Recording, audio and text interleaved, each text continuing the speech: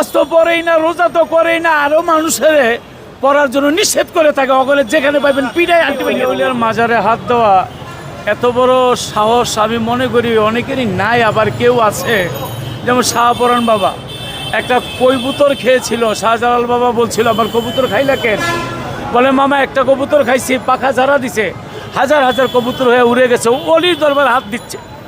আমাদেরও কিছু দোষ আছে, কিছু কিছু বেয়াদব আছে, ওরা নামাজ তো পড়ে না, নামাজের বিপক্ষে কথা বলে। কিছু বাউল শিল্পী আছে এবং কিছু লোক আছে মাজার দিয়া কিভাবে বলবো আমি, ওখানে খালি নেশা নেশা মাদকদ্রব্য নিয়ে থাকে।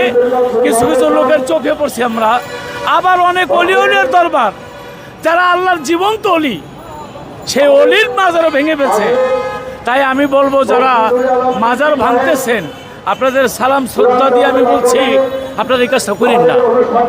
কারণ আউলিয়া ইয়ামতু, আল্লাহর অলিগণের কখনো মরণ হয় না, তারা আল্লাহর অলি।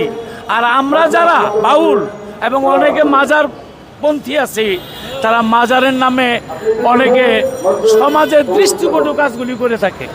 এই কাজগুলি করবেন না। আর আমার কিছু বাউল শিল্পী আছে, রোজা হজ জাকাত কলেমা আল্লাহর তরফ থেকে এসেছে, এটা আমাদের মানতে হবে। আমার নবী করছে, আবু বকর সিদ্দিক, ওমর ফারুক, ওসমান গনি, আমার দয়াল মনিউদ্দিন আল মাইজ ভান্ডারী, তারা করেছে। তাই নামাজকে মানতে হবে, সমাজকে মানতে হবে। আমরা যেন সমাজের বাইরে কোনো কাজ না করি।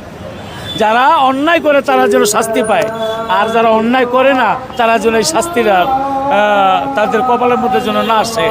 কারণ আল্লাহর অলি, আল্লাহর অলিরা হাহারে আমি কি বলবো।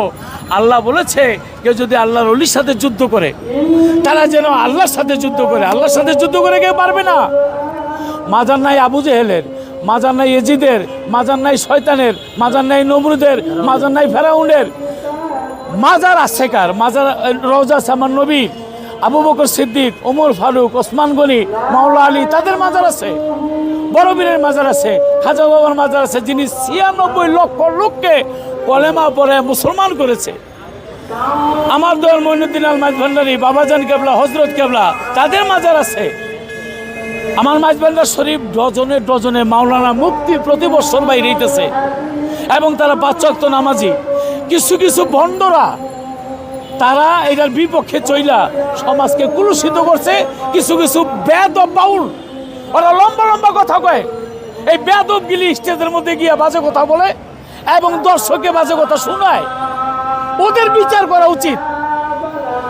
ভালো মানুষের ক্ষতি আপনারা করেন না।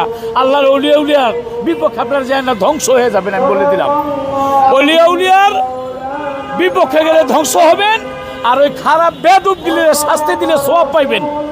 আমি একজন বাউল, আমার গাড়িতে চেক করেন জায়নামাজ আছে। আমি এশার নামাজ পড়ে মঞ্চে দাঁড়াই, মঞ্চ থেকে নাইমে আমি ফজরের নামাজ পড়ি, নামাজের দাওয়াত দিই আমি। আবার আমার বাউলের মধ্যে বড় বড় অনেক বেয়াদব আছে, যে বেয়াদবগুলি নামাজ রোজার বিপক্ষে কথা বলে। আজকে সমাজের কিছু লোক আমাদের বিপক্ষে লেগে গেছে। আপনারা দেখেন, আমি আজকে প্রায় ৩ যুগ গান গাই। আমার ইউটিউব সিডি বিসিডি আল্লাহ নবীর কথার মধ্যে একটা কথা আমি ভুল করেছি কিনা, ভুল ত্রুটি হইতে পারে, আমি তবা করে নিলাম, আমাকে ক্ষমা করে দিবেন। তারপরে খুঁজে দেখেন আছে কিনা। অতএব কারণে কতদিন চলবে? আজকে তো শুনলাম আমরা এখানে বিভিন্ন জায়গা থেকে সমাবেশ আপনাদের এখানে যারা শুননি। আমাদের বাংলাদেশ সরকারের কর্ণপাত হবে। আমরা প্রেস ক্লাবে এসেছি।